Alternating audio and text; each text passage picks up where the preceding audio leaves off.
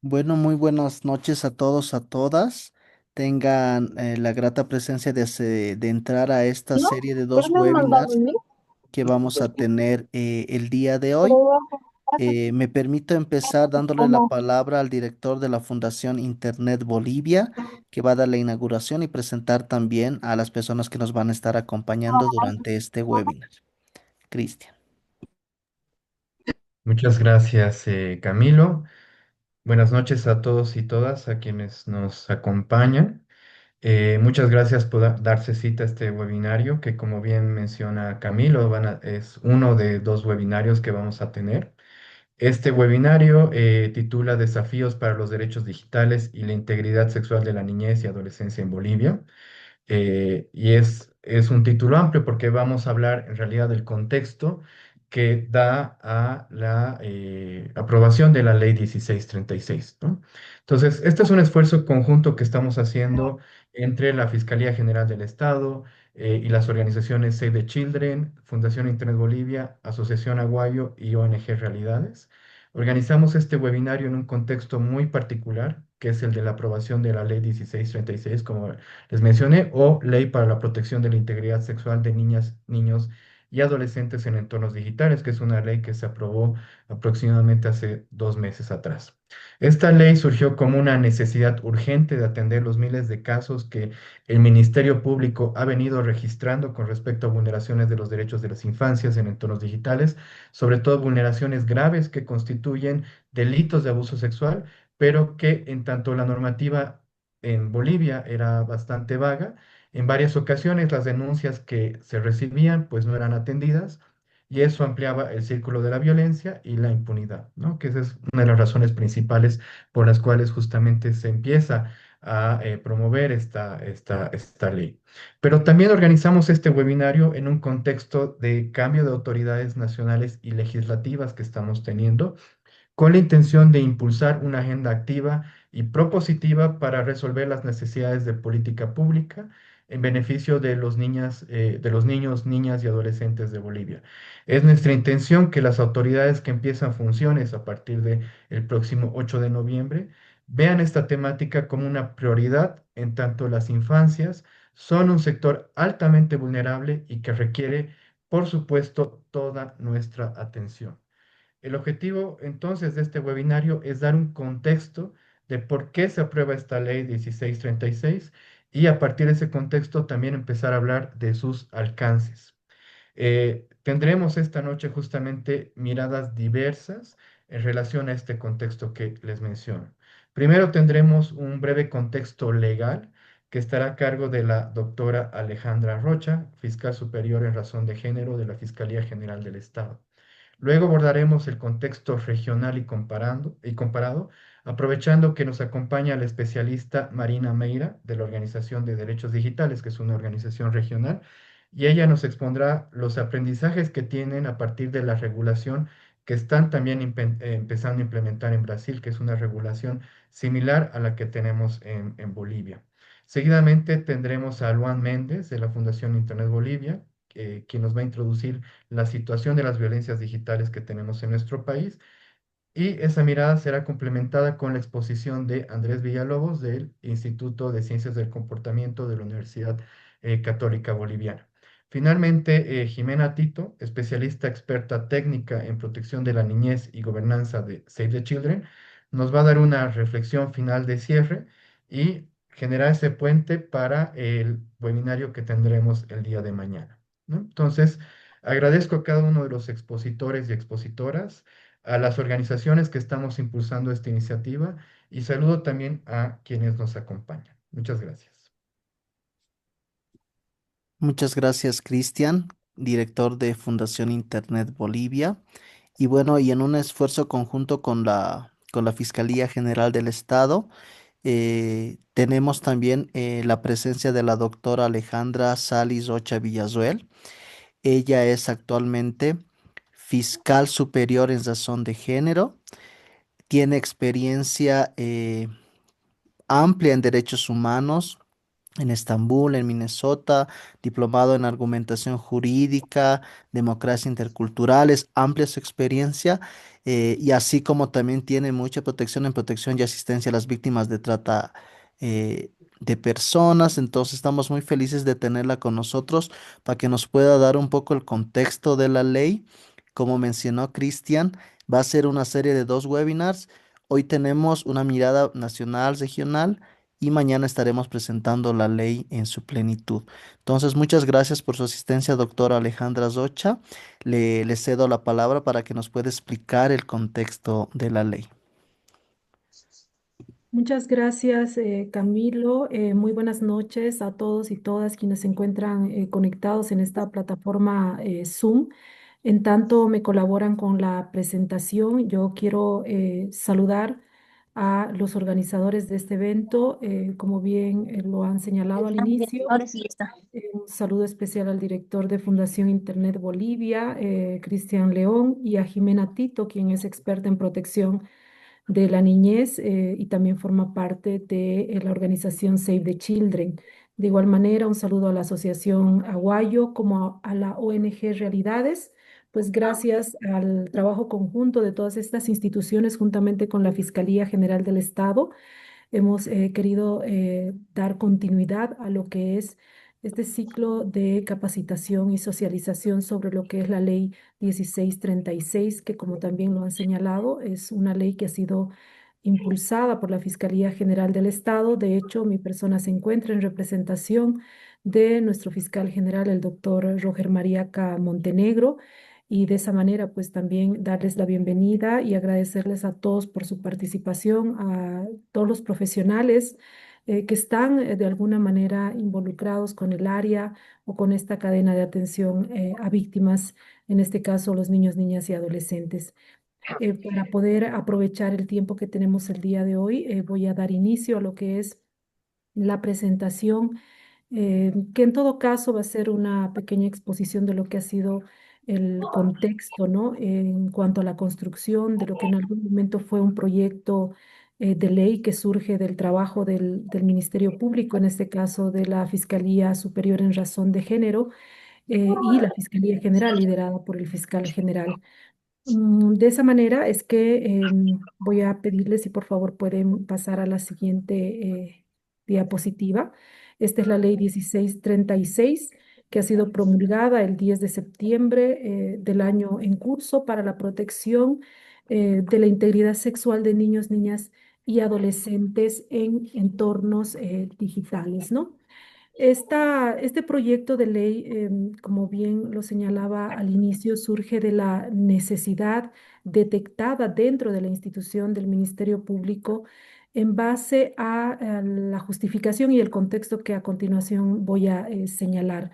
Si bien a nivel internacional ya organismos han estado trabajando en todo lo que es este nuevo tipo de criminalidad como es la violencia y la explotación de niños, niñas y adolescentes, en entornos digitales. En Bolivia carecíamos hasta antes del 10 de septiembre de una normativa especial y adecuada para tratar este tipo de hechos, ¿no? Que ahora sí son considerados hechos delictivos. Teníamos muchas limitaciones, no solamente a nivel normativo, sino también a nivel logístico, de personal y por supuesto la especialidad que requería el tratamiento de este tipo de hechos.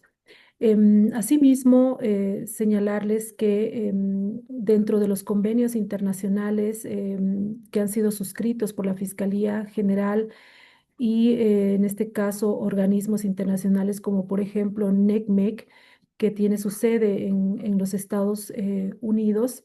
Esta es una organización dedicada a la búsqueda de niños explotados y desaparecidos que tiene su sede, ¿no? En Estados Unidos, y es a partir de este convenio que el Ministerio Público en su oportunidad empezó a recibir reportes relacionados con material de abuso sexual infantil, ¿no?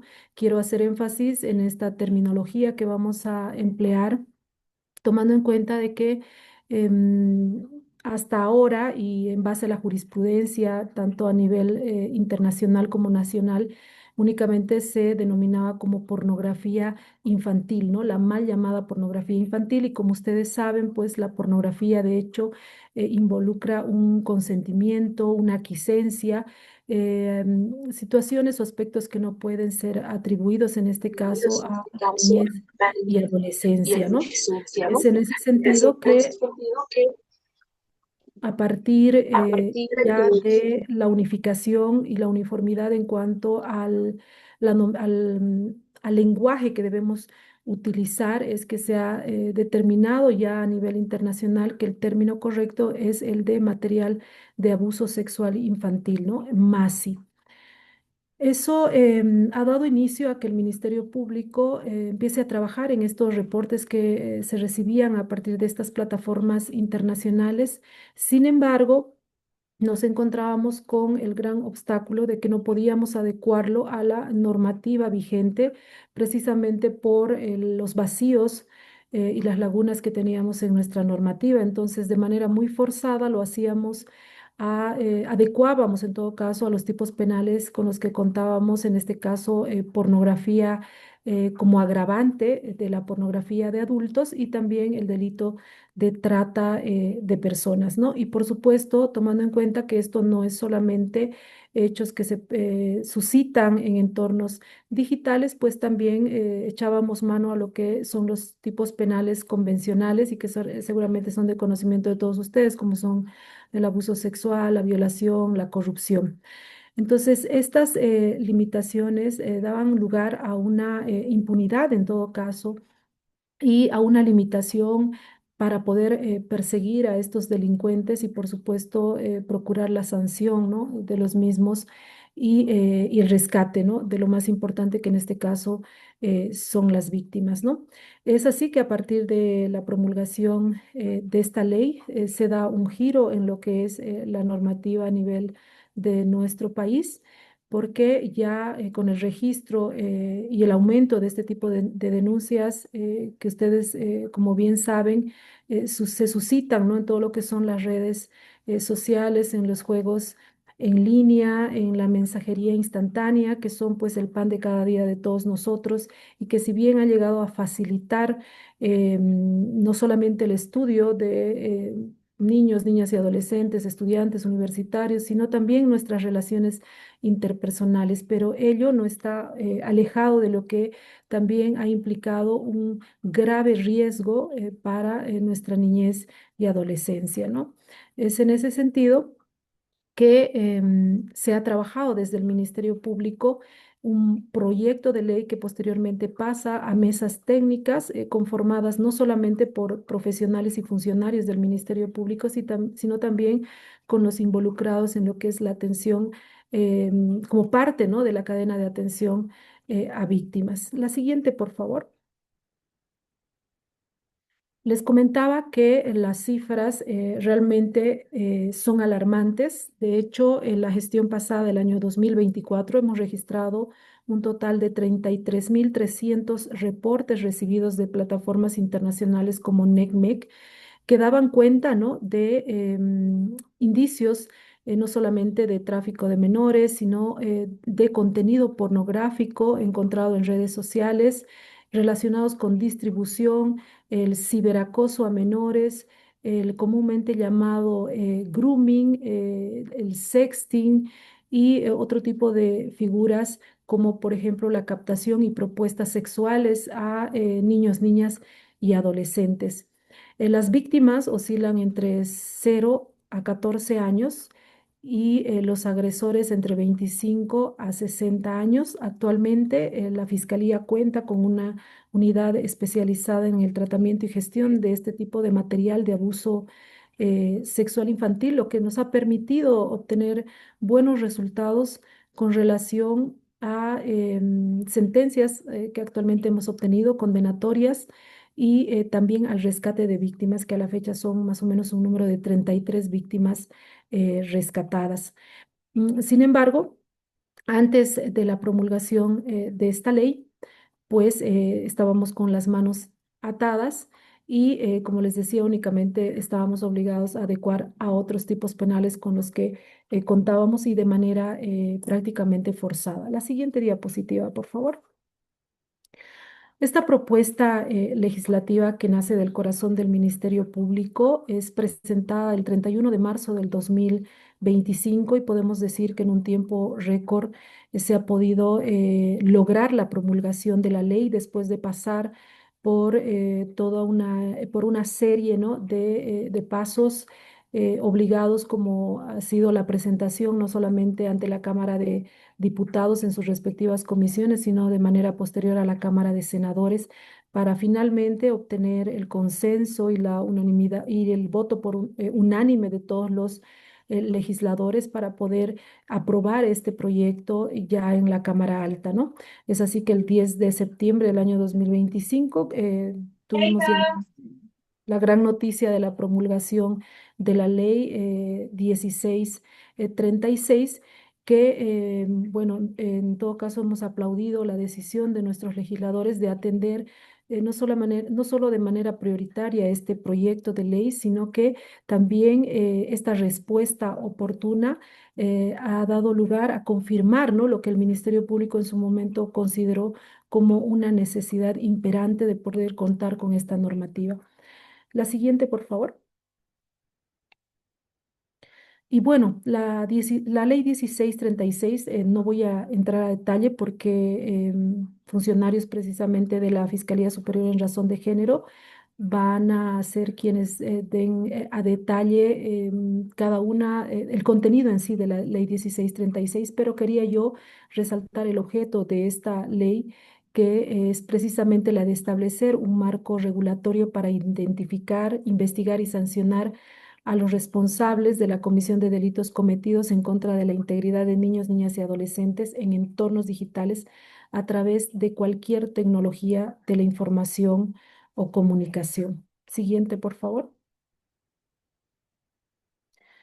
En este cuadrito yo tengo un resumen de lo que contiene la ley como tal, y debemos decir de que se ha incluido 5 nuevos tipos penales relacionados con el contacto con fines sexuales a través de las tecnologías de la comunicación, el abuso sexual en entornos digitales, la exposición a contenido sexual por medios digitales, la producción, posesión y comercialización. Son 5 nuevos tipos penales que seguramente ustedes han escuchado, que están denominados a nivel internacional y de manera común como el grooming, la sextortion, relacionados con material de abuso sexual infantil en cuanto a su posesión, producción y comercialización. Entonces, a partir de ello, también se ha considerado la inclusión de medidas de protección también adecuadas.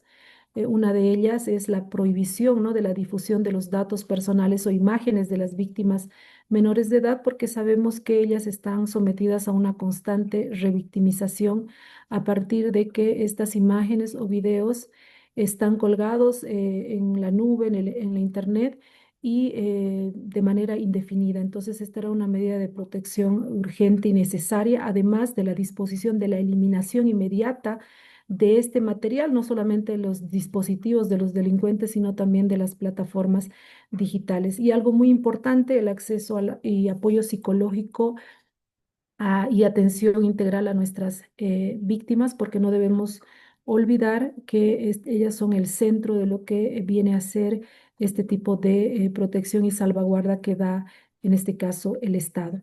Asimismo, esta ley ha incluido nuevas técnicas de investigación, como el agente encubierto en entornos digitales. Si bien es una figura que no es nueva en nuestro procedimiento penal, pero sí en lo que se refiere al trabajo en entornos digitales, ¿no? Esta es una herramienta que consideramos va a ser clave, porque si bien actualmente se puede hacer un ciberpatrullaje en las plataformas a través de herramientas como por ejemplo OSINT, que no es otra cosa más que una herramienta de búsqueda en fuentes abiertas, pero es necesario que podamos emplear este tipo de técnicas de investigación para poder dar con el origen, ¿no?, de este tipo de redes, ¿no?, de pedofilia o de pederastia. Entonces, esta es una nueva técnica que va a ser trabajada también a partir de la promulgación de la presente ley, juntamente con la policía. Estamos todavía dentro de los plazos que ha establecido la norma para poder ya proporcionar al sistema penal un protocolo especializado en lo que va a ser el agente encubierto. Y asimismo también debemos considerar que esta ley ha incluido a otros niveles del Estado, a otras instancias como por ejemplo el Ministerio de Educación, no solamente para lo que va a ser la socialización y la capacitación en cuanto a esta normativa, sino también los lineamientos que van a ser seguramente dados a todas las distritales en todos los departamentos para poder abordar no solamente los delitos, sino también lo que se considera dentro del sistema las infracciones, ¿no?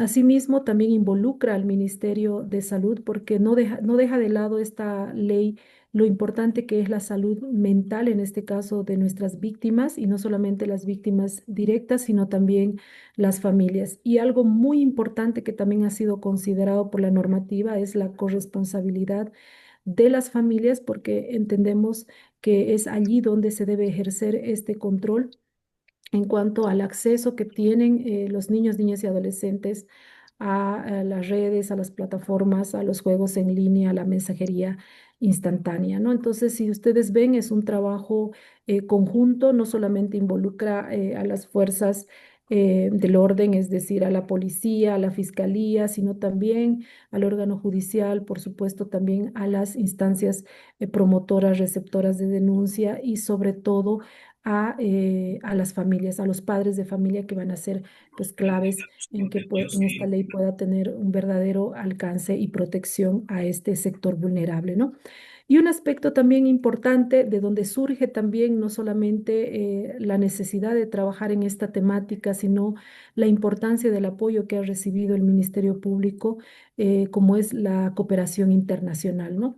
No solamente en cuanto a un apoyo técnico, sino también logístico, en cuanto a la necesidad que tiene nuestro país, no solamente como Ministerio Público, sino la escasez de recursos y que, bueno, pues no podría ser posible el avance no solamente en este tipo de iniciativas legislativas, sino ya en lo que va a ser la implementación de la ley. Si bien como Ministerio Público no estamos empezando de cero, como les señalaba, tenemos actualmente una unidad muy pequeña encargada de lo que es la gestión y el tratamiento de este material, pero también entendemos que es importante fortalecer este tipo de unidades, seguramente con todo lo que va a ser más adelante relacionado a lo que es el cibercrimen, porque debemos estar conscientes de que esta es una parte de los delitos que se suscitan en redes sociales, o sea, la explotación y el abuso sexual infantil.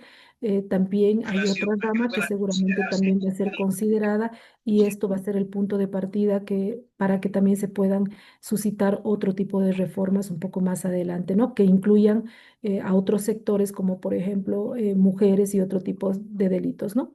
Entonces, como ven, esta es una ley bastante completa, es una ley pionera. Si bien ya hay antecedentes de lo que en otros países de la región respecto a la inclusión de lo que es el grooming y tal vez otras figuras, pero la normativa boliviana es una normativa completa, acorde a las exigencias internacionales, no solamente a través de los convenios suscritos por nuestro Estado, sino aquellos convenios también que han dado pie en su momento a considerar este tipo de delitos en entornos digitales, ¿no? Convenios como por ejemplo el de Budapest, el de Lanzarote y otros que si bien actualmente Bolivia no forma parte, sin embargo, ha servido de pauta tanto a nivel internacional en Europa como en Latinoamérica, ¿no? Entonces, tenemos una norma que está a la vanguardia de las necesidades de nuestra región y para nosotros realmente es un orgullo como Ministerio Público que haya nacido de el trabajo y de la experiencia propia, pero además la importancia y el beneficio se va a constituir, ¿no? Esta norma ya una vez sea conocida por todos, sea aplicada y se pueda trabajar ya en lo posterior y de manera inmediata en lo que es la reglamentación de la misma, ¿no? Entonces, más o menos ese es el panorama. Yo con esto doy paso a la siguiente exposición, no sin antes agradecerles a todos por su presencia, esperando que estos 2 días sean realmente muy beneficiosos, puedan ustedes obtener la información por lo menos básica de lo que es esta normativa y todo este fenómeno de la violencia sexual en entornos digitales. Muchísimas gracias y buenas noches. Muchas gracias, doctora Alejandra Zocha, por explicarnos todo este contexto. Y bueno, felices de tener esta nueva normativa en nuestro país. Como parte de este webinario, hemos decidido invitar a un especialista también en el tema para que nos hable un poco del contexto regional, eh, con la experiencia en Brasil también recientemente muy parecida a la que tenemos en Bolivia. La presento, es Marina Meira. Ella es coordinadora de políticas públicas en la Organización de Derechos Digitales.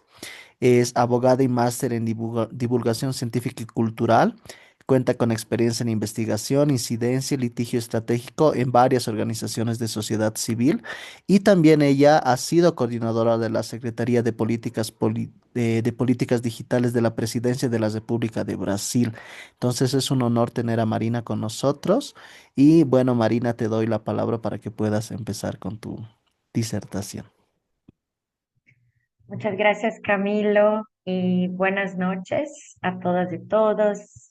Bueno, gracias por la invitación, Fundación Internet Bolivia. Es siempre un gusto estar con ustedes y poder discutir nuestros temas de interés y trabajo conjunto. Entonces, como mencionó Camilo, yo hablo desde Derechos Digitales, que es una organización que ya hace 20 años trabaja por la defensa y promoción de los derechos humanos en los entornos digitales en toda América Latina.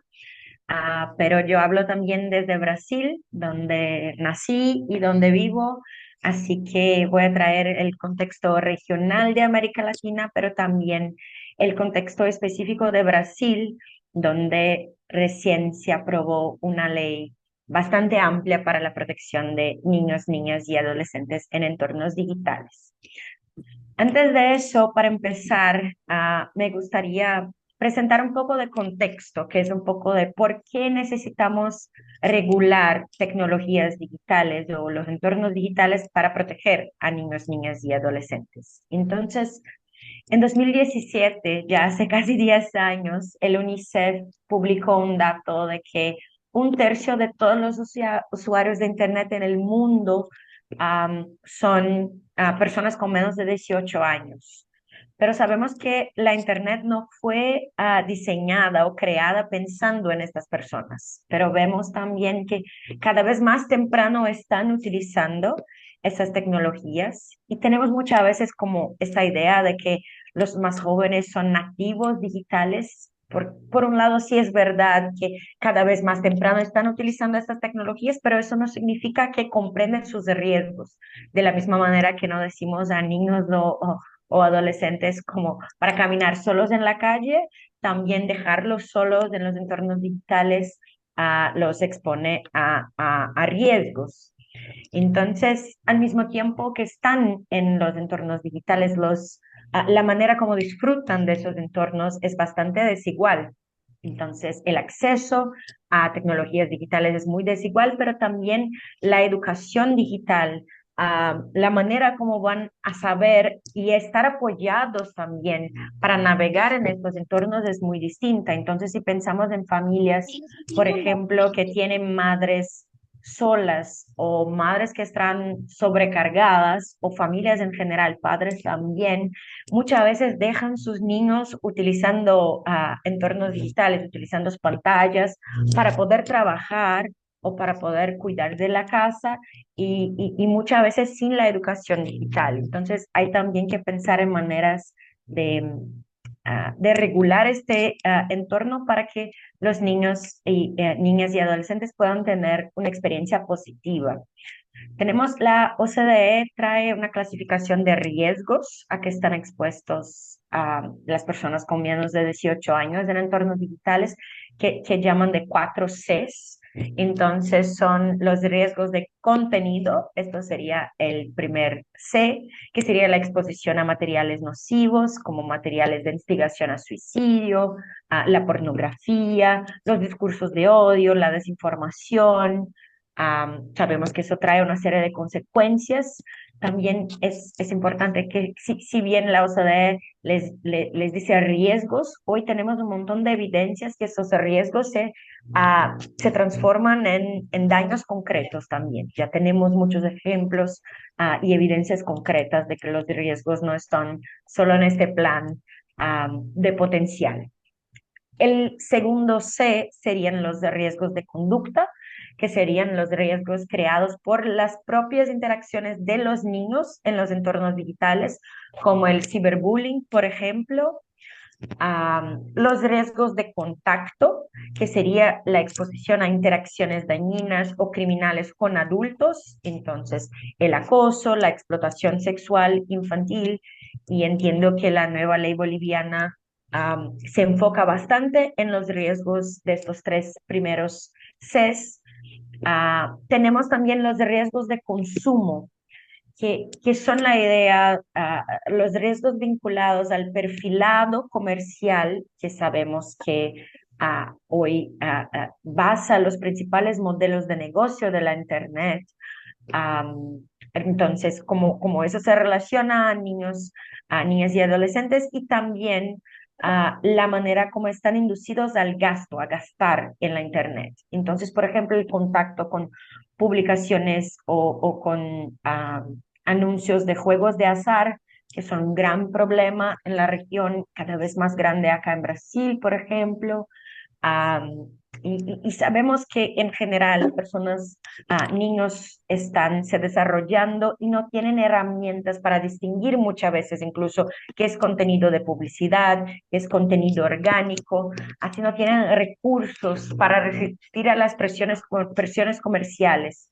Entonces, esto es un punto importante. Ya vimos en los últimos años denuncias de muchos whistleblowers, personas que trabajaban en grandes compañías, en las Big Techs, por ejemplo, mostrando cómo las Big Techs usan la vulnerabilidad emocional de adolescentes, sobre todo de niñas, de chicas, para promover contenidos que distorsionan su imagen corporal o para mantenerlas enganchadas, y sabiendo que eso les trae efectos nocivos en su salud mental.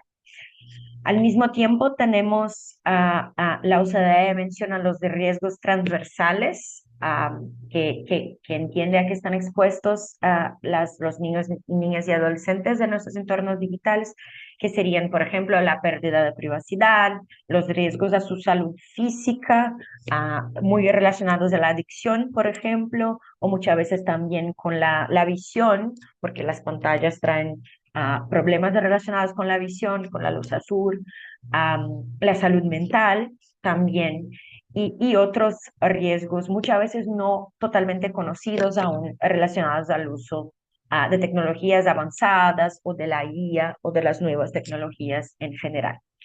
Entonces sabemos que las empresas están centradas en el lucro. El objetivo de las empresas que dominan a la Internet es lucrar, no es proteger a los usuarios, mucho menos a los niños. Y hay un otro punto, solo para cerrar esta introducción, que es, tenemos evidencias también, hay una investigación interesante, que ya es un poco antigua, pero de que los términos de uso, las políticas de privacidad de las grandes plataformas en general son menos protectivas en relación a adolescentes que están en el sur global. Entonces, las grandes plataformas adoptan políticas más protectivas a adolescentes que están en los Estados Unidos y en la Europa. Entonces, eso también es un punto de atención para nosotros desde una perspectiva regional.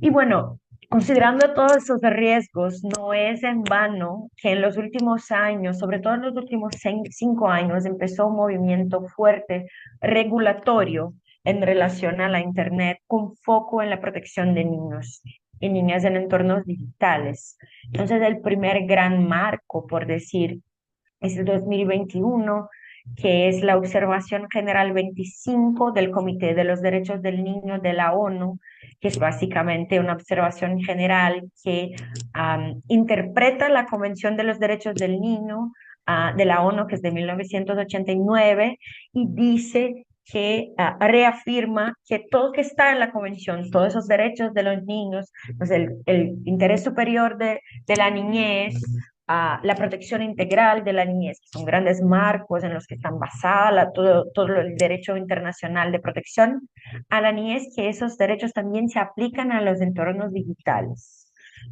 Este movimiento sigue este movimiento, un movimiento de las autoridades de protección de datos, sobre todo de Europa, entonces muy marcados, el gran marco, se puede decir, es el Age Appropriate Design Code, o lo que sería el código de diseño apropiado a la edad, a la franja etaria, que es del ICO, que es la Autoridad de Protección de Datos del Reino Unido.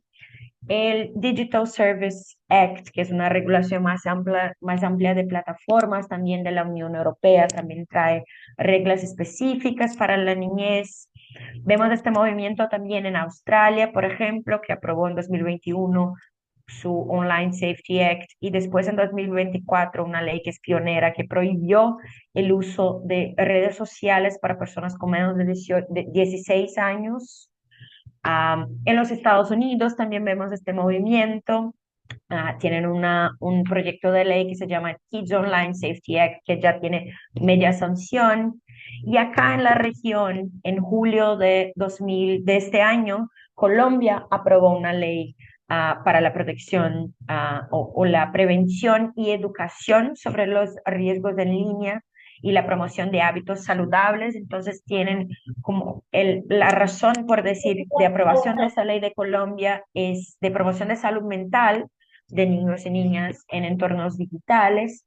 Y ahora, muy recién, en septiembre de este año, aprobamos en Brasil una ley que ganó el nombre de ECA. ECA es el Estatuto de la Crianza, que sería niño en portugués, y adolescente digital. Entonces, el ECA Digital, que es una ley que en realidad está siendo discutida desde 2020.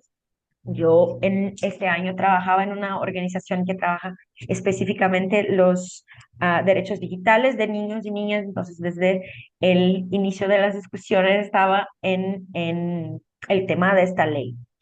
Es una ley bastante amplia y es una ley que no está enfocada tanto en la criminalización de conductas.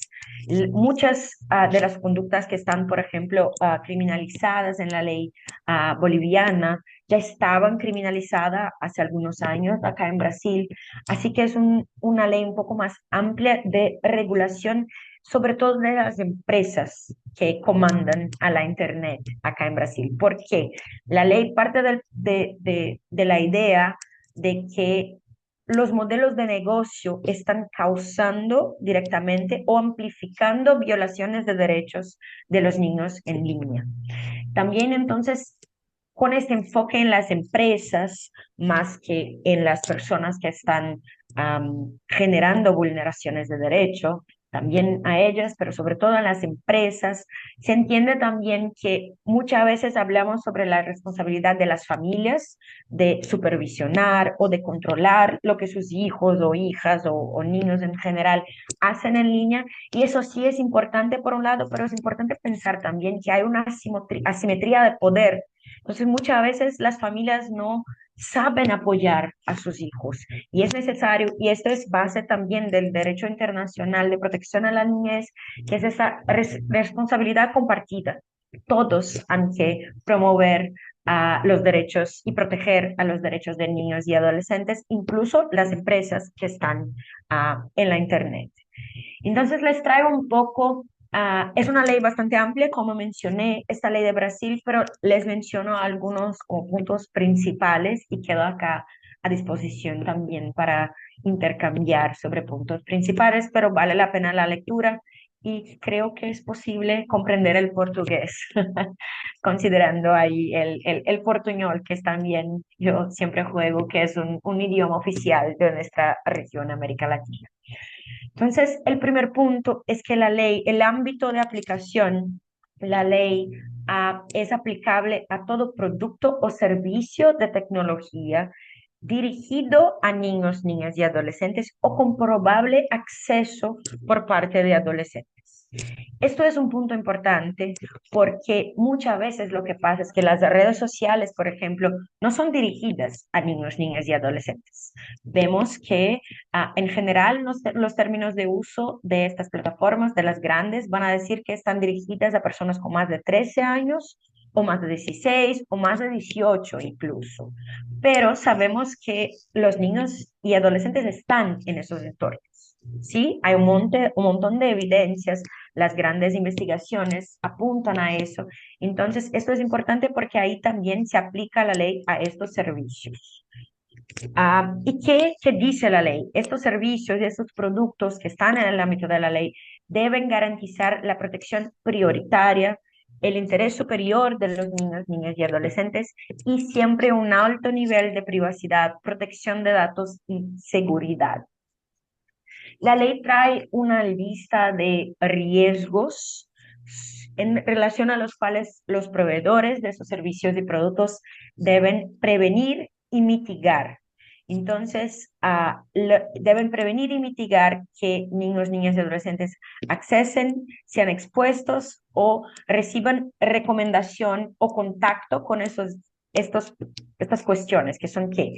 Explotación y abuso sexual, violencia física, acoso o bullying, inducción o instigación a prácticas dañinas para la salud como violencia, drogas, automutilación, suicidio, la promoción de juegos de azar, de tabaco, de alcohol, de narcóticos u otros productos prohibidos, prácticas publicitarias predatorias o engañosas también y contenido pornográfico.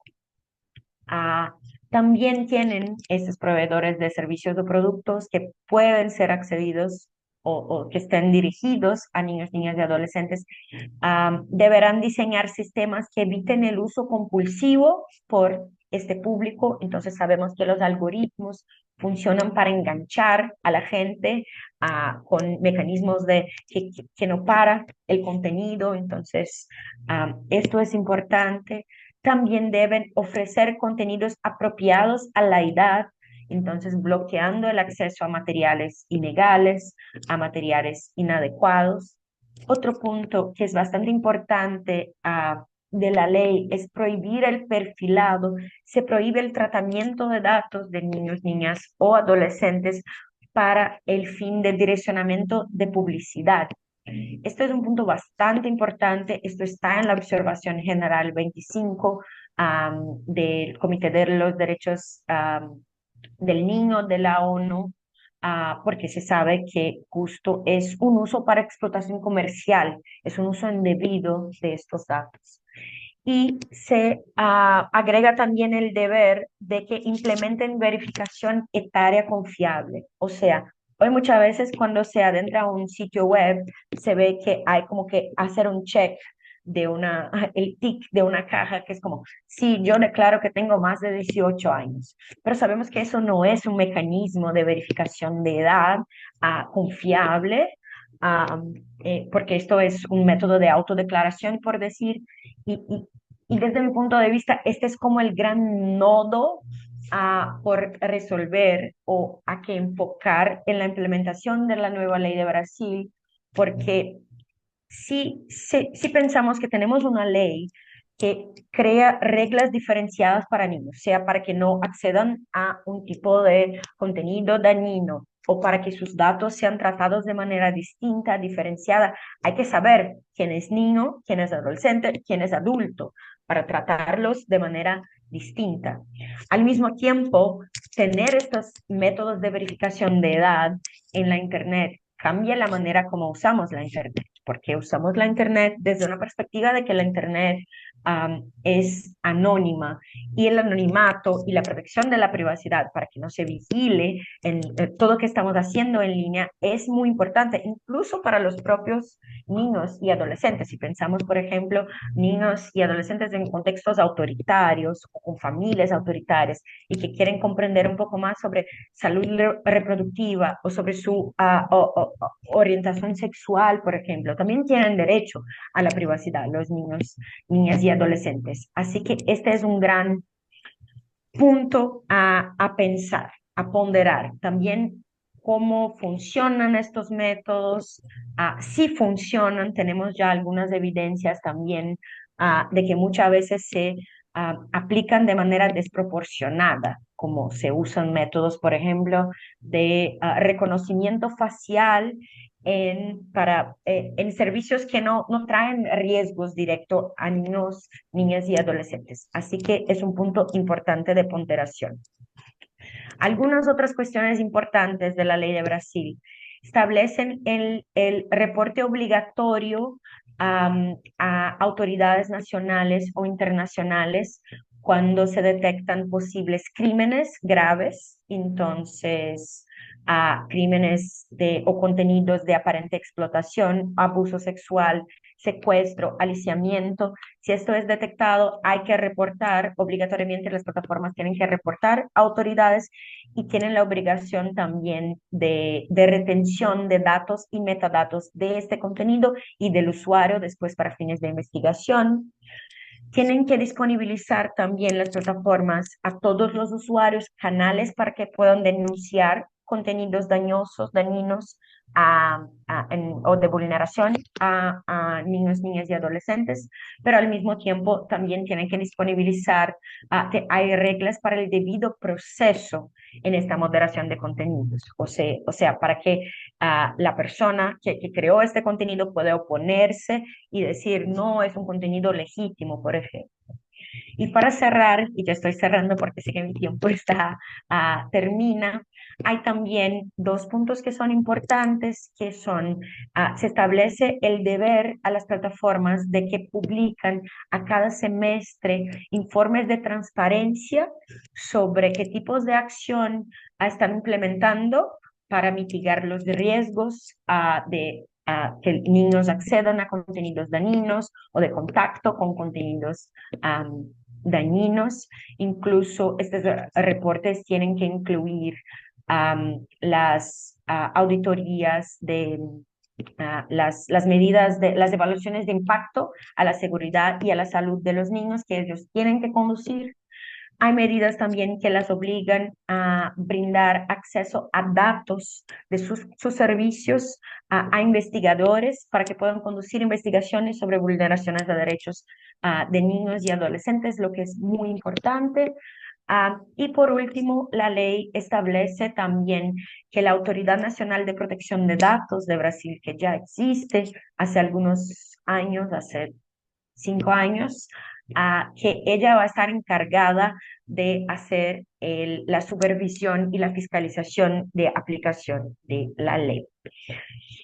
Bueno, hablé muchas cosas, pero es un movimiento importante lo que está pasando en Brasil, lo que está pasando en la región, a ver cómo todo eso va a pasar y es muy bueno que eso esté pasando también en Bolivia y bueno, quedo acá a disposición para apoyar y para seguirnos intercambiando también, pensando los nodos críticos y los avances de nuestras regulaciones. Muchas gracias a todas y todos. Muchas gracias, Marina. Muy importante poder entender el contexto regional, las similitudes y también cómo podemos aprender nosotros de la región para seguir innovando, al igual que se ha hecho con esta ley 1636. Muchas gracias, Marina, nuevamente. Ahora voy a dar paso a Luan Méndez.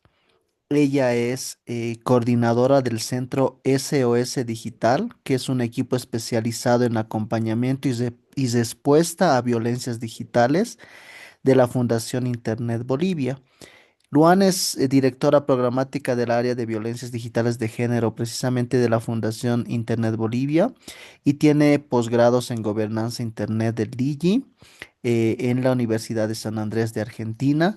Tiene amplia experiencia en investigar brechas digitales de género y sobre todo su trabajo se centra en las intersecciones entre género y tecnología para la formulación de políticas públicas, ¿no? Entonces, Luan, te cedo la palabra para que nos puedas explicar un poco desde nuestra perspectiva nacional también qué tan importante y cómo contextualizamos en el marco de la nueva ley promulgada.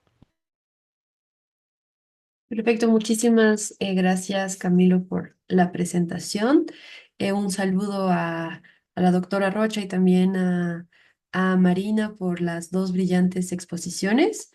Yo voy a empezar a compartir mi pantalla y pues voy a hablarles, como mencionaba Camilo, sobre cuál es el contexto en el que nos encontramos respecto a los derechos digitales de la niñez y adolescencia, de las infancias y de las adolescencias, respecto a la integridad sexual.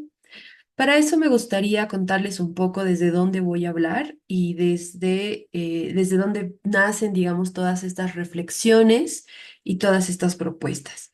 En la Fundación Internet Bolivia tenemos un centro que se llama Centro SOS Digital, como lo decía muy bien Camilo, es un equipo de respuesta a violencias digitales de género. Ha sido creada en 2019 y hasta ahora, que son como 5 años, hemos podido acompañar varios casos de violencia digital. En este proceso, hemos recibido y acompañado a adolescentes que estaban enfrentando este tipo de violencia, ¿no? Y eso y este acompañamiento nos ha permitido tener un conocimiento situado, contextual, de cómo se vive la violencia digital en esta población, ¿no? Entonces, lo que yo les voy a mostrar ahora es ese aprendizaje que hemos tenido como Centro SOS Digital, como Fundación Internet Bolivia, en el acompañamiento a esta población que está enfrentando violencia digital. Cuando digo acompañamiento, me refiero a que como Centro SOS Digital, nosotras brindamos información legal sobre las formas de denuncia, sobre estas violencias digitales. Brindamos orientación tecnológica, qué se puede hacer en las plataformas, qué se puede hacer en Facebook, en TikTok, para denunciar el contenido que está violentando a alguien, para configurar la privacidad de mejor manera y que la vulnerabilidad del adolescente que está enfrentando violencia digital no crezca. Y también brindamos orientación, bueno, contención emocional y orientación psicológica, ¿no? Acá pueden ver, creo que voy a mover un poquito esto para que puedan ver los datos. Como pueden ver aquí en la tablita, como les decía, nosotras venimos trabajando desde el 2019, pero acá tienen datos de los casos que hemos acompañado a lo largo de estos años, ¿no? El 2021 123, el 2022 70, 2023 139, el 2024 291 y este año hemos crecido un montón en nuestro acompañamiento porque hasta el 12 de octubre habíamos acompañado a 494 personas que se han conectado a la línea de ayuda, ¿sí? Este total incluye niñez y adolescencia y también personas adultas, por si acaso, ¿sí? La violencia por la cual más nos contactan desde la creación de nuestra línea de ayuda es por la violencia sexual en entornos digitales. Y esto es súper alarmante porque nos ayuda a entender que es una forma de violencia que está muy latente, que está muy presente en la vida digital de las personas acá en Bolivia. Las personas quienes más nos contactan son sobre todo mujeres, pero nos da, digamos, una pista para entender cuál es las violencias más urgentes de atender cuando hablamos de violencias digitales y sobre todo nos ayuda a comprender la urgente necesidad que teníamos de que haya una ley como la doctora Rocha explicó con el objetivo que tiene, ¿no? Entonces, en este gran camino como les comentaba, nos contactaban mamás, papás, profesoras, profesores, directores que querían o que conocían o que en su unidad educativa o que su hijo, su sobrina, su hija estaba enfrentando una situación de violencia digital. Y eso nos ha obligado a repensar nuestro modelo de acompañamiento, por supuesto, para que esté enfocado en la niñez y adolescencia, ¿no? Que tenga este enfoque de protección hacia esa población. Entonces, hemos generado dos reportes. Más adelante les voy a contar, digo, les voy a compartir el código QR para que lo puedan revisar. Dos reportes donde hablamos sobre qué es lo que vemos en el acompañamiento y las necesidades que tiene la niñez y adolescencia cuando están enfrentando algún tipo de violencia sexual digital. Le llamábamos nosotras, pero ahora vamos a ponernos como se lo menciona en la nueva ley, ¿no? Que sería violencia sexual en entornos digitales para que manejemos una misma definición. Entonces, hemos hecho estos dos reportes. ¿Qué dicen estos dos reportes específicamente centrados en niñez? A ver, vamos a ver si me deja pasar. Sí. Bueno, el último reporte que hemos publicado este año nos dice que del total de adolescentes que se han contactado a la línea de ayuda, el 50% de este total nos escribe porque está enfrentando una situación de violencia sexual en entornos digitales, ¿no? Lo cual nos alarma mucho, por eso hemos escrito estos dos reportes dedicados a estos dos temas porque identificamos varias cosas. Uno, que la niñez y adolescencia no se siente cómoda contando lo que está sufriendo o lo que está enfrentando a personas adultas de su contexto cercano, de su familia, mamás, papás, hermanos, tampoco con sus profesoras, profesores, directores de unidades educativas y se contactaban con la línea de ayuda porque identificaban que es un servicio que respeta la privacidad, ¿no?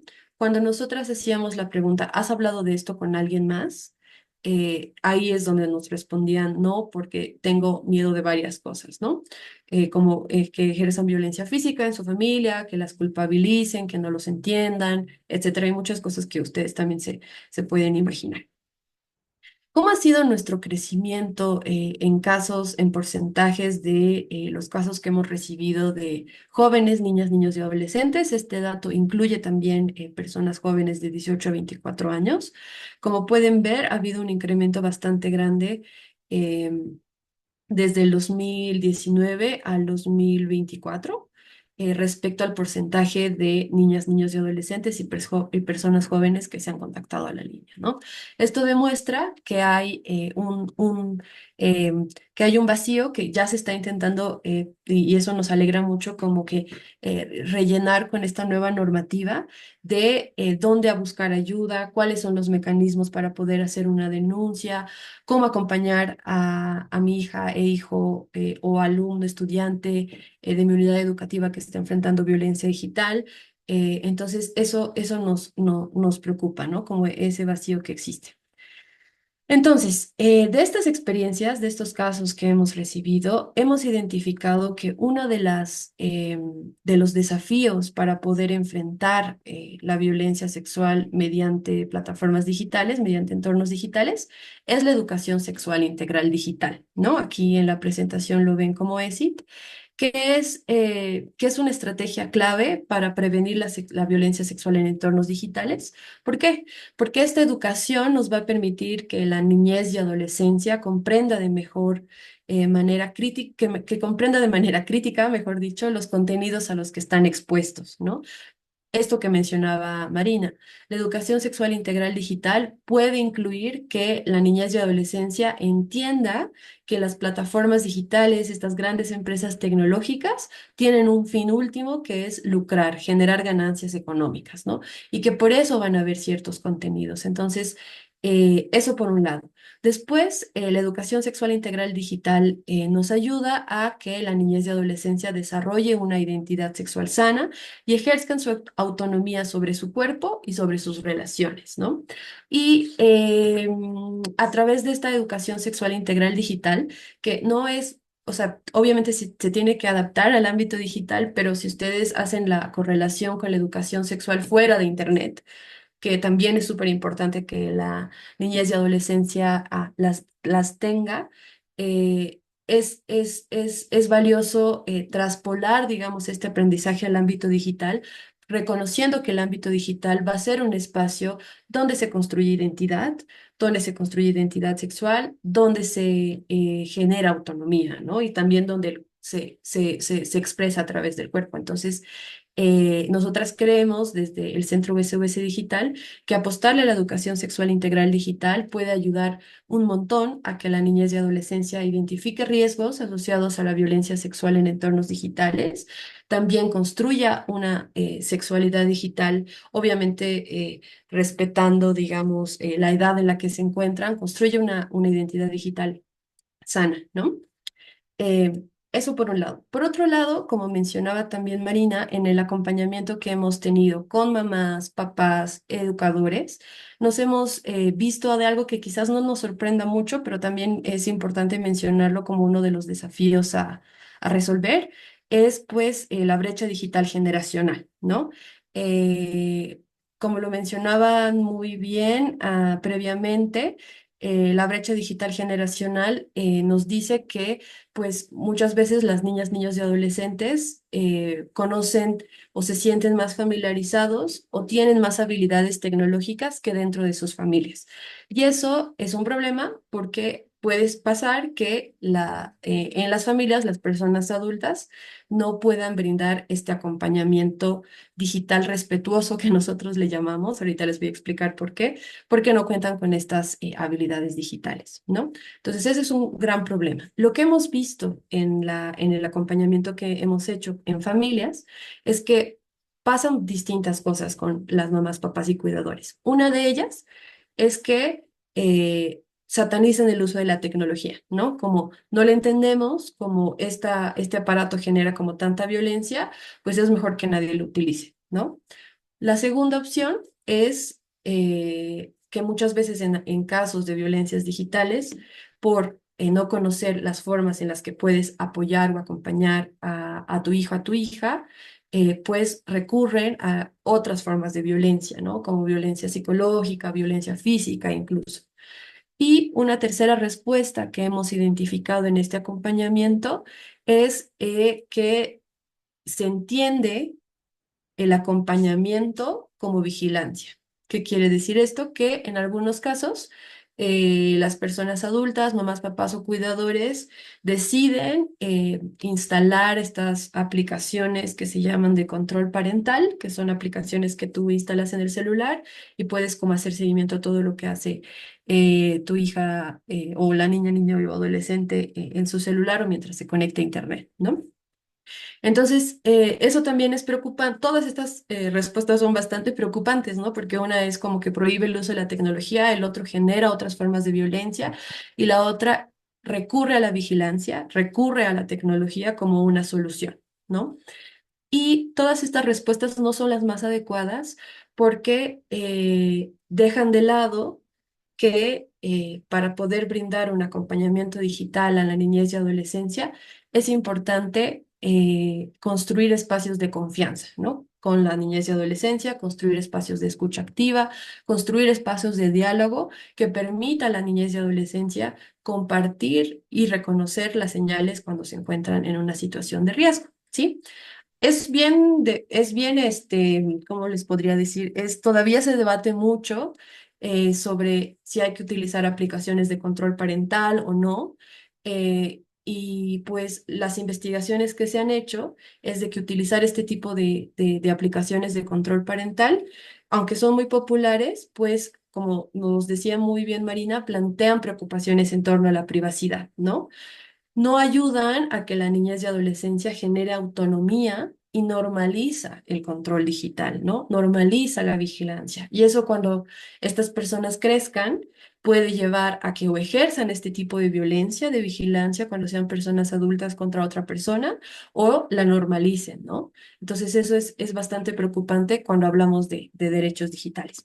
Por otro lado, las aplicaciones de control parental, estas aplicaciones que te permiten monitorear todo lo que hace la niñez y adolescencia en Internet, tienen también una parte importante relacionada a ganancias económicas, ¿no? Lo que estas empresas quieren es generar dinero también a través de los datos, ¿no? Entonces puede ser que para nosotros como adultos estemos utilizando una aplicación de control parental que va a proteger a nuestras hijas e hijos. Sin embargo, les estamos dando una puerta abierta a toda la información de las infancias y de las adolescencias, ¿no?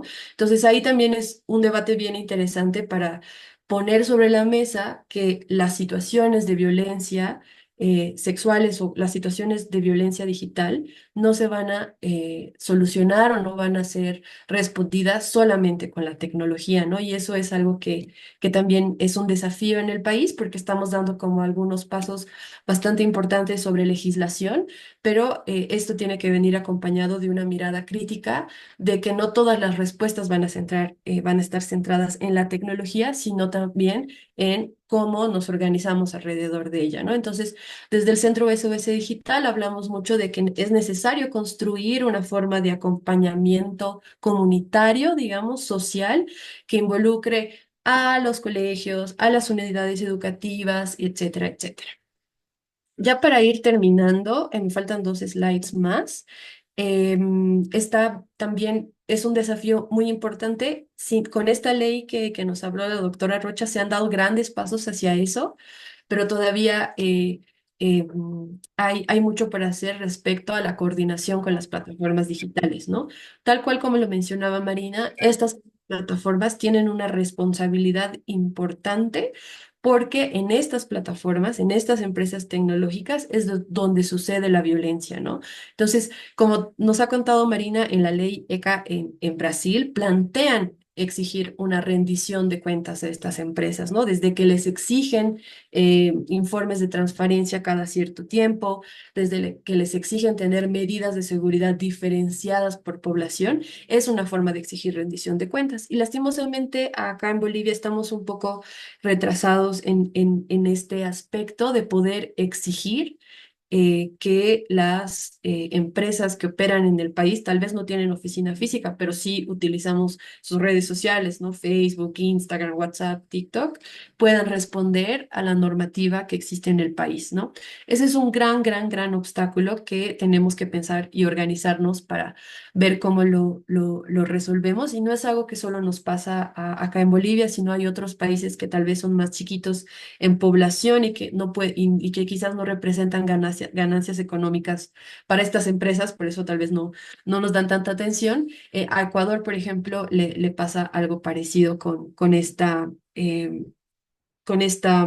distancia que tenemos para poder exigir rendición de cuentas a las plataformas digitales o a estas grandes empresas tecnológicas. Relacionado a eso, lo que hemos podido ver también en la línea, en el Centro SOS Digital, es de que las plataformas, y estoy segura que ustedes lo han vivido también, TikTok, Facebook, YouTube, promueven contenido hipersexualizado. ¿Qué quiere decir eso, no? Sabemos que las redes sociales ganan dinero a través de nuestra atención, quieren que estemos mirando el celular todo el tiempo, ¿no? Entonces, por eso sus algoritmos nos muestran contenido que creen que nos van a gustar y que nos van a tener colgados de la pantalla. En ese sentido, lo que está detrás de eso muchas veces está en mostrar contenido hipersexualizado de mujeres adolescentes, de mujeres jóvenes, ¿no? Y eso es muy dañino por muchas razones. Uno, porque se impone estándares de belleza inalcanzables hacia las niñas, niños y adolescentes. Ahí nos contaba Marina que había unas personas que trabajaban antes en Meta y que hablaban sobre Instagram, por ejemplo, cómo tenía este efecto en adolescentes, es decir, Instagram sabe que su plataforma genera como muchos trastornos alimenticios en adolescentes, fomenta la exposición temprana a representaciones sexualizadas y, por supuesto, afecta a la construcción de una identidad digital sana y también replica estereotipos de género, ¿no? Entonces, eso también es súper preocupante porque vemos que en el contenido que se consume acá en Bolivia y en la región, y de seguro también pasa lo mismo en otras regiones, está muy normalizado consumir este contenido de hipersexualización de mujeres jóvenes. Y por último, uno de los otros aspectos y desafíos que la ley lo menciona muy bien y esperamos que se pueda cumplir a cabalidad es fortalecer el apoyo psicosocial, ¿no? Por supuesto, la investigación y el acceso a justicia y responder ante la impunidad que hemos vivido a lo largo de los últimos años respecto a las violencias sexuales en entornos digitales que enfrentan las infancias y las adolescencias es súper importante y es súper urgente hacerlo, pero en el proceso es importante brindar un apoyo psicosocial a las niñas, niños y adolescentes que han sido víctimas de estas formas de violencia, ¿no? Porque sabemos que el proceso de investigación y el de acceso a justicia es bastante largo y tiene sus etapas. Y en el proceso de que esté pasando el proceso de investigación y sus etapas, es importante que haya apoyo psicológico, apoyo social, que se comprenda, digamos, el trauma que genera este tipo de violencia, porque hay algo que cada vez pasa menos, pero sigue latente, es que los efectos de la violencia digital se normalizan, ¿no? Porque suceden a través de una pantalla. Entonces, necesitamos personal que esté sensibilizado, que entienda que aunque no le haya tocado a la persona, la violencia sexual que ha enfrentado es una violencia que tiene grandes efectos. Es importante también hacer intervenciones sociales en las escuelas, en las familias, acompañar a los papás, a las mamás, a que puedan entender lo que le ha pasado a su hija, a su hijo, que puedan brindarle el apoyo necesario sin revictimizarle y le acompañen en el proceso de acceso a justicia, ¿no?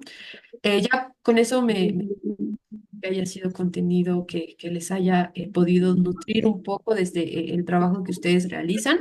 Acá les mando el código QR de los reportes que les he contado para que le puedan sacar una fotito y luego los puedan leer. También está la línea de apoyo, que es la línea que tenemos en el Centro SOS Digital, que les comentaba que brindamos todo este tipo de acompañamiento. Eso, muchas gracias por el espacio, por su atención e igual estoy atenta a cualquier consulta, comentario que haya. Gracias, Camilo. Muchas gracias, Luan, y muy valioso el aporte para entender también la necesidad, cómo desde las plataformas de organizaciones de la sociedad civil también celebramos que haya nueva normativa que nos permita avanzar. Aún hay muchos pasos por dar, pero esto nos da un bosquejo a poder continuar con nuestro trabajo. Para concluir la parte de disertaciones, antes de dar un cierre con nuestro especialista de Save the Children, me gustaría dar la palabra ahora a Andrés Villalobos. Él es investigador en el Instituto de Investigación en Ciencias del Comportamiento de la Universidad Católica. Eh, Él nos va a exponer hoy un poco la investigación que hemos hecho en el marco del proyecto PROCE, que precisamente nos da un poco de luces en datos específicos y actuales sobre los entornos digitales para los niños, niñas y adolescentes. Entonces, muchas gracias, Andrés, por tu presencia y te cedo la palabra para que podamos hablar de datos actuales con esta investigación reciente que hemos ido también promoviendo a través del proyecto. Muchas gracias, Camilo, y bueno, gracias por la invitación también y a los organizadores por organizar este webinar. Ha sido muy interesantes las participaciones de la doctora Alejandra, de Marina y también de Luan. Y creo que estos datos que vamos a revisar ahora van a comprobar justamente todo lo que ya han estado exponiendo, porque de alguna forma, mientras yo estaba escuchando, em, decía, ¿no? Exacto, eso es justo lo que salió en la investigación, los reportes que nos ha mostrado Luan, digamos, algunos de los riesgos que am, nos ha expuesto también Marina han sido muy relevantes y ahora van a ver que en los datos se comprueban estos. Voy a compartir pantalla y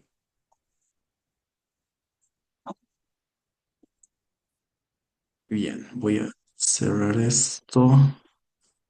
Ah, creo que está bien. Bien, bien. Ok, creo que el pizarrón está. Bueno, creo que no va a haber mucho problema.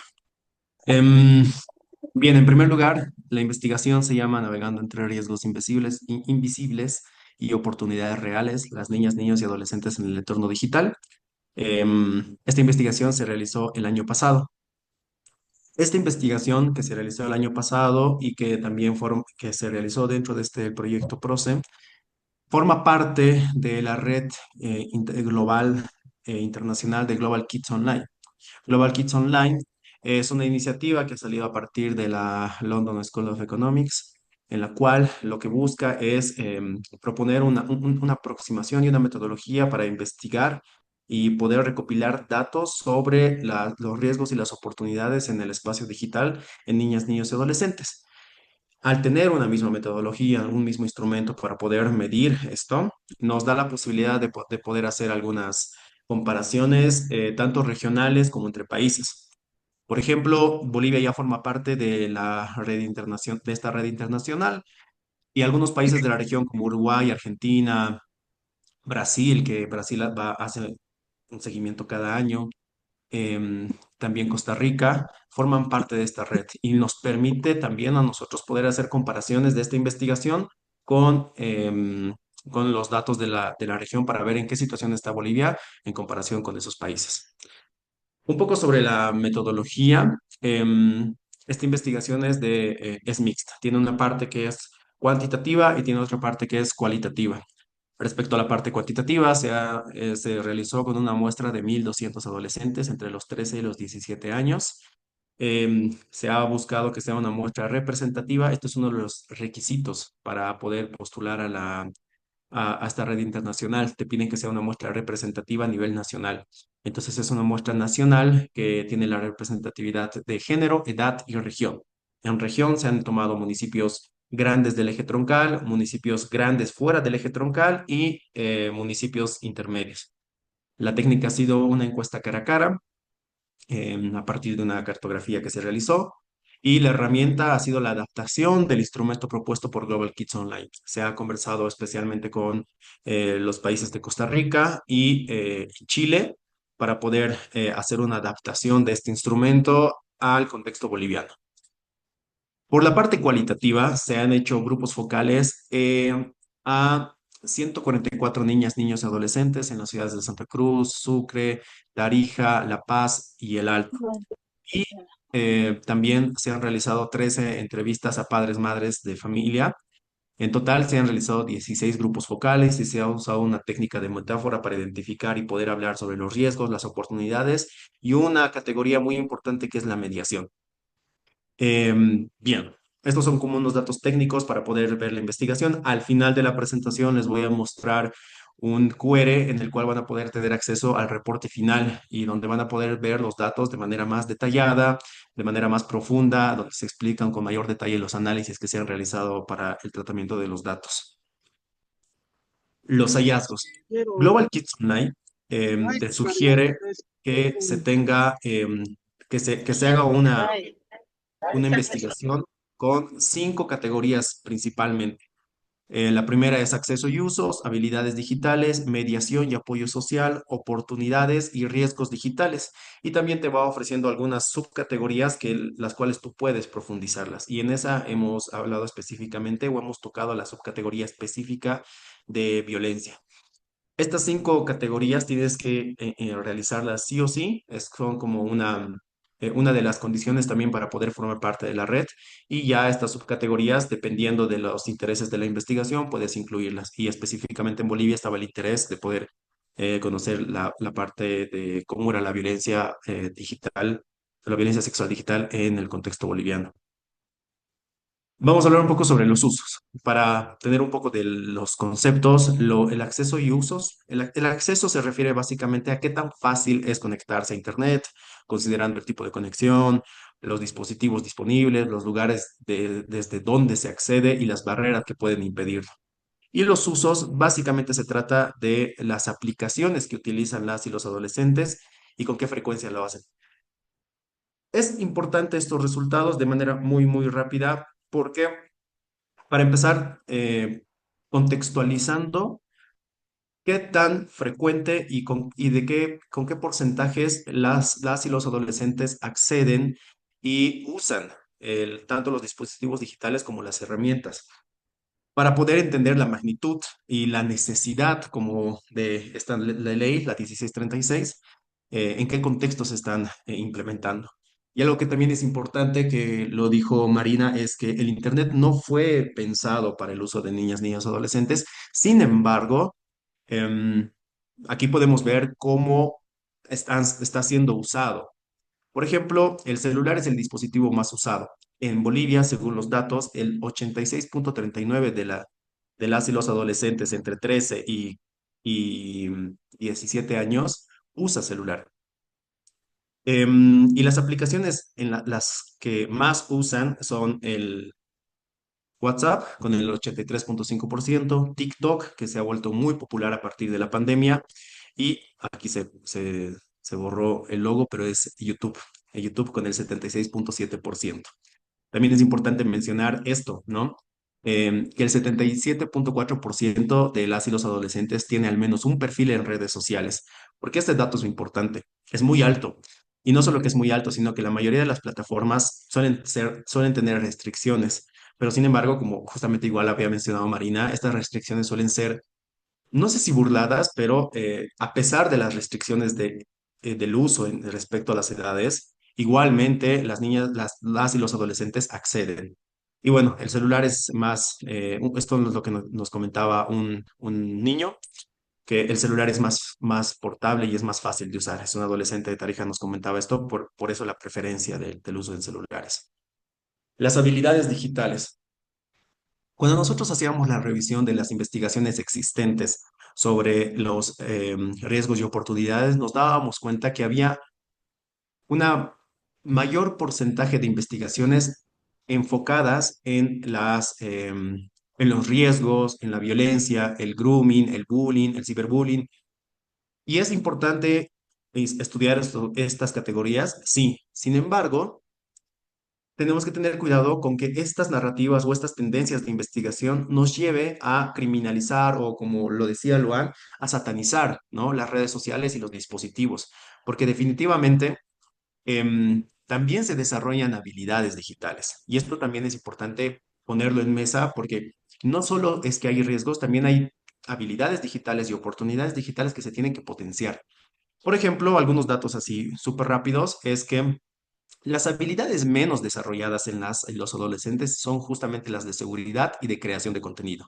Básicamente, cómo crear contraseñas seguras, cómo poner tu perfil cómo configurar la privacidad de tu perfil y demás. Y la creación de contenido, cómo generar contenido, básicamente videos, fotos y demás.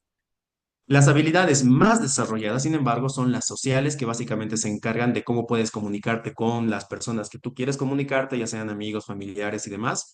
Y las operacionales. Las operacionales son básicamente como qué tanto saben las y los adolescentes instalar aplicaciones, descargar contenidos y ese tipo de cosas. Y si bien en todas estas habilidades no ha habido ninguna diferencia, específicamente hay una brecha en la parte de seguridad.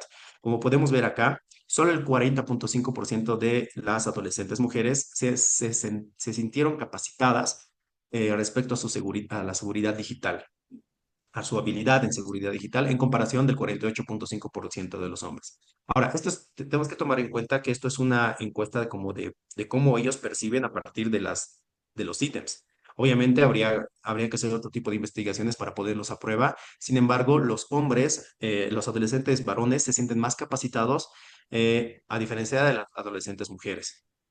Em, y algo también que mencionaba Luan como uno de los retos es justamente la brecha digital, ¿no? Y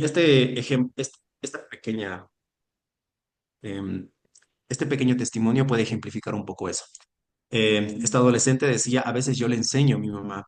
Esto demuestra de alguna forma justamente cómo la brecha digital respecto a las habilidades digitales son como, están ahí, ¿no? Es como decir, Esto comprueba justamente lo que decía Luan, que la brecha digital, la brecha generacional, perdón, es una urgencia respecto a las políticas en torno a los dispositivos y a las aplicaciones. Siguiente, la mediación y apoyo social. Luan también hablaba un poco sobre el acompañamiento que recibían por parte de las y los padres de familia. Antes, la mediación básicamente es el conjunto de estrategias que las madres, padres, profesores o amigos utilizan para guiar o regular el uso de Internet en las y los adolescentes. Hay dos tipos de mediación. Una que es la mediación activa, que esta implica el acompañamiento, el diálogo y que promueve el uso responsable de las plataformas, ofreciendo orientación y también apoyo. Y está la mediación restrictiva, que es de lo que nos estaba hablando un poco también Luan, que se enfoca en establecer reglas, en poner límites, en quitar el celular, ese tipo de cosas.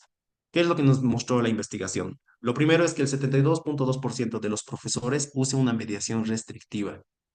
Esto es un dato muy fuerte porque como estábamos hablando de las oportunidades y las habilidades, em, las y los profesores son actores importantes en la educación y los dispositivos pueden ser usados de manera adecuada para que potenciar la educación. Entonces es interesante este dato de cómo el 71% de los profes usan mediación restrictiva, es decir, prohíben el uso tanto en tareas como en aulas y cosas por el estilo. Y esto nos debería poner a pensar para ver cómo podemos hacer este salto para que la mediación por parte de los profesores sea em, activa, ¿no? Y el 48.7% de los padres y madres practican una mediación activa.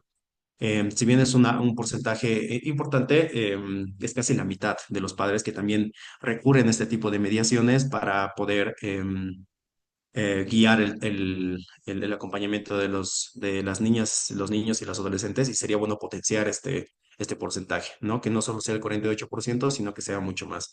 Y obviamente ahí están las tareas de que entender que el cuidado y la protección de las y los adolescentes es una tarea de todos, de los padres, madres, amigos, profesionales y también profesores. Algunas consecuencias respecto a esto. Cuando hay unas restricciones altas, es decir, una mediación restrictiva alta, prohibiciones, control y ese tipo de cosas, y una mediación activa baja, es decir, no hay acompañamiento, no hay diálogo, hay menor desarrollo de habilidades digitales. Y aquí podemos ver esto. Cuando nosotros empezamos a satanizar las redes sociales, las plataformas, los dispositivos, creemos que también estamos protegiendo a las y los adolescentes, sin embargo, también estamos perjudicando en que están desarrollando menores habilidades digitales. Y en este contexto, en donde las habilidades digitales son muy importantes, esto puede ser muy perjudicial para las y los adolescentes.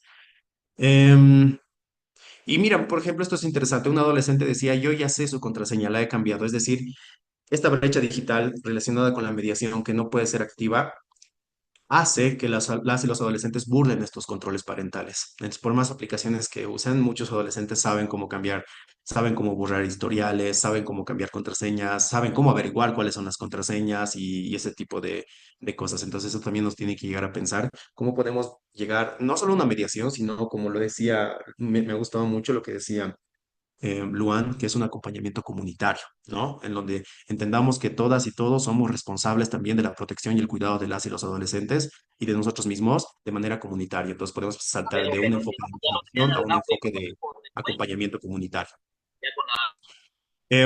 Las oportunidades y beneficios. Las oportunidades son los usos positivos que las y los adolescentes pueden aprovechar en línea, como aprender a comunicarse, participar en la comunidad, que eso es muy interesante, crear contenido, entretenerse y acceder a información útil. Vamos a hablar específicamente de tres oportunidades. Una de las oportunidades que han identificado las y los adolescentes es de la educación. El 46% de las y los adolescentes usan Internet para aprender, para educarse. Y muchas personas nos decían, por ejemplo, cómo la inteligencia artificial a veces les explicaba mucho mejor que sus profesores. Esto es interesante, ¿no? Y nos muestra cómo, o como por ejemplo, nos contaban que algunas explicaciones en videos de YouTube eran mucho más efectivas, especialmente en materias como de matemática, física y demás, em, para poder entender estos temas. La comunicación, evidentemente, el el 61.8% de las y los adolescentes usa eh, estos dispositivos para comunicarse. Y claro, esta es una de las oportunidades muy buenas, ¿no? La posibilidad de poder comunicarte con personas en tiempo real, con personas que están lejos y demás, es una oportunidad identificada por las y los adolescentes y es la oportunidad más alta.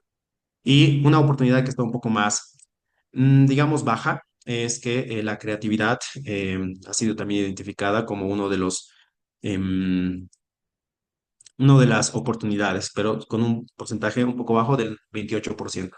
Es importante destacar también que las personas que más identifican, o sea, en la población que más identifica oportunidades son las adolescentes mujeres, a diferencia de los adolescentes varones. No hay diferencias significativas. La única oportunidad en la cual los adolescentes varones identifican em, muchísima más oportunidades en comparación con las adolescentes mujeres es específicamente en los juegos, ¿no? Los adolescentes reportan una mayor cantidad de oportunidad, una percepción de oportunidad en respecto a esto. Eh, Ricardo Romero está levantando la mano. No sé si hay Sí, alguna bueno, pregunta. perdón, está mal puesto mi nombre por un defecto que voy a resolucionar ahora. Mi nombre es Reina Leiva, soy de la ciudad de La Paz. Y algo, perdón que intervenga, le agradezco mucho que ponga en conocimiento de todos nosotros todas estas encuestas, toda esta información y a los anteriores expositores. Dentro de las consultas que usted ha realizado, quizás está más adelante y perdón por intervenir. ¿Alguna vez se les ha preguntado a los jóvenes? Hay una situación que se identifica, evidentemente, todo el tema del sistema, cuando de los sistemas informáticos genera oportunidades que los jóvenes bien lo saben identificar. Y era muy interesante cuando la expositora de Brasil decía de que incluso que nosotros para controlar, o los padres de familia para controlar a los hijos usan esta situación de los controladores, los controles parentales, pero que esto tampoco era conveniente. Entonces a mí me surge la duda de si alguna vez los jóvenes, o sea, se les ha cuestionado frente al hecho de que si bien ellos están mejorando algunas capacidades, están perdiendo otras. Por ejemplo, el tema de la comunicación. Hay un TikTok que es bien famoso, que bueno, todos vemos TikToks, donde se ve a una niña que dice, muchos lo han debido ver, que dice, su mamá le dice, tú vas a hacer el pedido de pollos. Y ella dice, pero mamá, yo no sé pedir pollos. Y llama a la pollería, dice, estoy hablando con un pollo, venden ahí pollos, o sea, que como que nuestros jóvenes con el tema de todo esto de los sistemas digitales pierden esa posibilidad de comunicarse de manera directa, o sea, frente a frente. Son muy buenos para comunicarse a través de los sistemas digitales, pero siento y veo, no sé si los que están, quizás algunos van a estar de acuerdo conmigo, pero siento que pierden esa capacidad. Entonces, seguir diciéndoles a los jóvenes, no lo hagas, no uses, es ya muy difícil, pero quizás sería interesante confrontarles con esa situación y como hay ahora personas que hacen estudios y hacen trabajos con organizaciones internacionales, sería bueno también confrontarlos a nuestros jóvenes y quizás ustedes han visto esto. Esa era mi inquietud, mil disculpas, gracias. Muchas gracias por la reflexión, Reina. Es interesante. Particularmente en esta investigación no se ha hecho un abordaje sobre, digamos, posibles habilidades que se pierdan o se ganen o que se pierdan en contraposición en las cuales se vayan ganando dentro del espacio digital. Entonces, específicamente sobre ese tópico no se realizó la investigación. Sin embargo, como una opinión personal a partir de haber leído investigaciones y ver algunos enfoques y algunas propuestas de muchos investigadores, investigadoras e investigadores, es que tenemos que pasar de un enfoque de control ¿no? De un enfoque de control a un enfoque de acompañamiento. Creo que estos enfoques de acompañamientos y mucho más interesante como estos acompañamientos comunitarios, como los mencionaba Luan, nos pueden llevar justamente a poder entender cuáles son estas habilidades y cómo se pueden trabajar, que estas habilidades no sean en desmedro de otras habilidades de manera offline, por ejemplo, ¿no? Sin embargo, es una reflexión bastante importante y también es una inquietud que ha salido, o una reflexión y una inquietud que ha salido constantemente en las entrevistas con madres y padres de familia. Em, pero bueno, personalmente puedo comentar eso y ya luego puede tal vez alguno de los expositores también aportar con alguna otra opinión o reforzar esta opinión y ya podemos conversar un poco al finalizar sobre eso. Bien, continuando sobre la parte de las oportunidades, o bueno, no sé, Camilo, si de repente aquí hay algún comentario específico de algunos expositores o si continuamos. No, puedes continuar, Andrés. Tienes unos 3, 4 minutos para concluir, por Ya, favor. me adelanto. Una cosa importante acá, dentro de las oportunidades, una de las categorías importantes es la participación, es decir, la participación comunitaria. Y se ha mostrado en otros países que, por ejemplo, en los espacios digitales posibilitan que la participación se incremente mediante los espacios digitales y que las y los adolescentes se involucren en, por ejemplo, ¿cómo decirlo?, movimientos sociales y ese tipo de cosas para poder dar su voz. Sin embargo, no se ha visto esto en el contexto boliviano. Es algo que interesante que se tiene que trabajar porque creo que es una buena oportunidad para trabajarlo en el contexto boliviano específicamente. Uy, ay, tan rayados.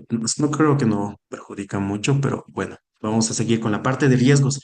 Y en esta parte de riesgos hay una mucha coincidencia también con lo que estaba hablando, con lo que nos estaba contando Marina, y también se puede de alguna forma decir, por esto es importante esta ley, ¿no? Y por esto es importante que esta ley se haya trabajado, como nos ha mostrado la doctora Alejandra, desde marzo y finalmente en septiembre se haya podido aprobar. ¿Qué es los riesgos? Los riesgos son básicamente situaciones que podrían tener consecuencias negativas, como problemas de seguridad, violación de privacidad o encontrarse con personas desconocidas en línea. Y las experiencias negativas pueden incluir la exposición a contenido que resulte incómodo, justo como nos estaba contando Marina, em, y el uso inapropiado de información personal o la recepción de mensajes con contenido inadecuado como material explícito de índole sexual. Vamos a hablar específicamente del contacto con desconocidos. De toda la muestra, el 44.1% se contactó con alguna persona que no conocía en persona y conoció mediante Internet. El 40.6% de este 44% se encontró cara a cara con una de estas personas que conoció en Internet. Y de este 40%, el 14.3% de estos encuentros fueron con personas adultas. Es decir, para ponerlos en datos más familiares, por así decirlo. Imaginemos un espacio, un aula, por ejemplo, de 40 adolescentes, varones y mujeres. De estos 40, al menos dos personas, sí, no, al menos una persona, uno de las o los adolescentes, una de las o el adolescente, se ha encontrado cara a cara con un adulto que ha conocido mediante Internet. Si bien no podemos afirmar que esto es una situación, digamos, de violencia, es una situación y un comportamiento de riesgo, justamente como nos mencionaba Marina, que em, el riesgo está como al lado justamente, digamos, del daño, ¿no? Entonces, eso es importante. Y sobre el contenido nocivo, es uno de los riesgos dentro de las 5 Cs que nos mencionaba Marina. El 30.7% de adolescentes vio contenido sobre anorexia y bulimia. Esto especialmente en adolescentes mujeres de entre los 13 y los 14 años.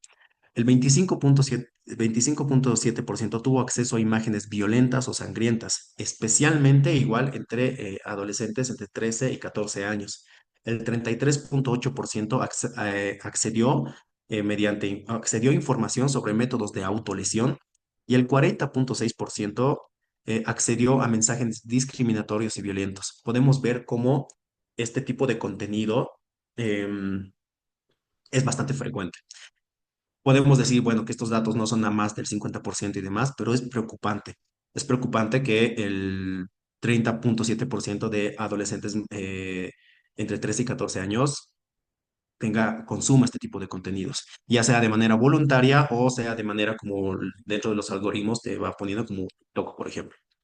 Em, y sobre la violencia, súper rápido, sí hay una gran diferencia, no, no una gran diferencia, pero hay una diferencia notable entre adolescentes mujeres y adolescentes varones. Por ejemplo, adolescentes mujeres reciben más mensajes sexuales no deseados, el 17,7% en comparación del 15% de los varones, y la solicitud que se les solicita que envíen imágenes íntimas, el 7,3% de las adolescentes mujeres han reportado esto y el 1,2% de los hombres. Respecto a la difusión de material íntimo sin consentimiento, que es justo una de las novedades dentro de la ley, podemos ver aquí un caso, ¿no? Que ella compartió una foto con su novio y él la difundió. Estos son este tipo de casos de violencias a los cuales están enfrentados. Bien, dentro de conclusiones y recomendaciones, lo que son muy cortas acá, pero lo único que me gustaría enfatizar nuevamente, tal como lo decía Marina, tal como lo decía Luan, los algoritmos y las plataformas no son actores pasivos. Los algoritmos y las plataformas digitales contribuyen significativamente a la reproducción y la normalización de contenidos violentos. Y bueno, solo para terminar, las y los invito a que puedan descargar el reporte final en este QR. Y bueno, muchas gracias. Gracias, gracias. Voy a dejar de compartir. Muchas gracias, Andrés. Y sí, les invitamos a, también está dentro del chat el link, lo compartió eh, el perfil de Save the Children, para que puedan ustedes ver, acceder y descargar de manera completa este estudio muy importante y aporte que hizo la Universidad Católica con el ICC en el marco de nuestro proyecto. Ya para concluir, vamos a darle la palabra a la doctora Jimena Tito. Por favor, Jimena Tito es especialista en protección de la niñez de Save the Children. Ella va a estar mañana con nosotros disertándonos de manera más amplia. Sin embargo, hoy nos va a hacer el cierre con unas pequeñas conclusiones y también nos va a invitar al panorama que vamos a tener el día de mañana. Te dejo con la palabra, Jimena. Muchísimas gracias, Camilo. Muchísimas gracias a todas las personas que se han conectado y también a todos nuestros expositores. Ha sido un espacio realmente muy enriquecedor y creo que un poco a manera de palabras conclusivas, en realidad, me gustaría comentar que creo que hoy realmente hemos reafirmado una verdad fundamental y que lo han dicho varios de los ponentes, y es que el Internet no fue diseñado ni pensado en la niñez. Y por ello, desde luego, debemos redoblar esfuerzos para garantizar que los derechos de los niños, niñas y adolescentes y su integridad puedan estar realmente protegidas en el mundo digital. Algo que también me gustaría a manera de conclusión señalar es que sabemos que el entorno digital ofrece oportunidades valiosas para el aprendizaje, para la participación, para el desarrollo. Pero también existen riesgos, que son riesgos justamente complejos, que necesitamos abordarlos desde una mirada integral, desde una mirada holística y también desde una mirada equilibrada, donde no pensemos solamente en la complejidad de los riesgos, sino también podamos pensar en estas oportunidades valiosas que nos da el Internet y las plataformas. Em, la observación general, justamente 25 del Comité de los Derechos del Niño, nos recuerda que todos los derechos de la niñez se aplican también en los entornos digitales, en el mundo online y también en el mundo fuera de línea. Y Bolivia ha dado en realidad pasos o un paso muy importante, pues hoy cuenta con una normativa nacional que refuerza la protección de los niños, niñas y adolescentes en los entornos digitales. Estamos hablando de la 1636, que justamente está enfocado, tiene un enfoque de protección reforzada. Y creemos que es muy importante que este tipo de normativas se puedan trabajar porque son específicas, son puntuales y están enfocadas a la medida de los niños, niñas y adolescentes que necesitan, desde luego, una protección reforzada, valga la redundancia, en distintos entornos, pero sobre todo en el entorno digital. Un tema que también me quedaría como un tema de conclusión es que la investigación justamente que ha realizado el Instituto de Ciencias del Comportamiento junto a Child Fund y a Save the Children y otras organizaciones aliadas como también Internet Bolivia y ONG Realidades, evidencian que necesitamos avanzar de forma equilibrada, evidencian que existen riesgos y existen oportunidades y evidencia también que la voz de los niños, niñas y adolescentes, porque es en realidad una investigación trabajada desde la voz de los niños, niñas y adolescentes, pues tienen que ser no solamente escuchadas, sino tomadas en cuenta. Y para cerrar, me gustaría un poco decir que la tecnología ha venido para quedarse y por eso desde luego que tenemos que tener un enfoque que nos permita desarrollar habilidades digitales, fortalecer capacidades institucionales y sobre todo escuchar y trabajar desde la mirada de los niños, niñas y adolescentes. Yo me quedo con esto último porque creo que si vamos a trabajar eh, para ellos, tenemos que hacerlo también con ellos. Así que muchísimas gracias. Ahora quiero también invitarles en realidad a que puedan seguir conectados mañana, que puedan acompañarnos y podamos profundizar algunas otras herramientas prácticas, podamos hablar muchísimo más en profundidad de algunas estrategias que puedan existir para que podamos avanzar juntos hacia un entorno digital más seguro, más justo y más protector para los niños, niñas y adolescentes. Muchísimas gracias por su compromiso y por haber estado en este espacio. Muchas gracias, Jimena. Y con esto damos cerrado a la sesión del día de hoy. Los esperamos mañana. Les he enviado el link de registro para mañana para que les llegue la invitación del Zoom. También les dejo acá compartida el afiche. Muchas gracias por la gran asistencia y mañana estaremos hablando netamente de la ley 1636 ya en profundidad y también desde la sociedad civil, qué es lo que podemos hacer y cómo podemos avanzar. Entonces, muchas gracias a todos por su asistencia. Los esperamos mañana y nada, simplemente eso. Muchas gracias y muy buenas noches.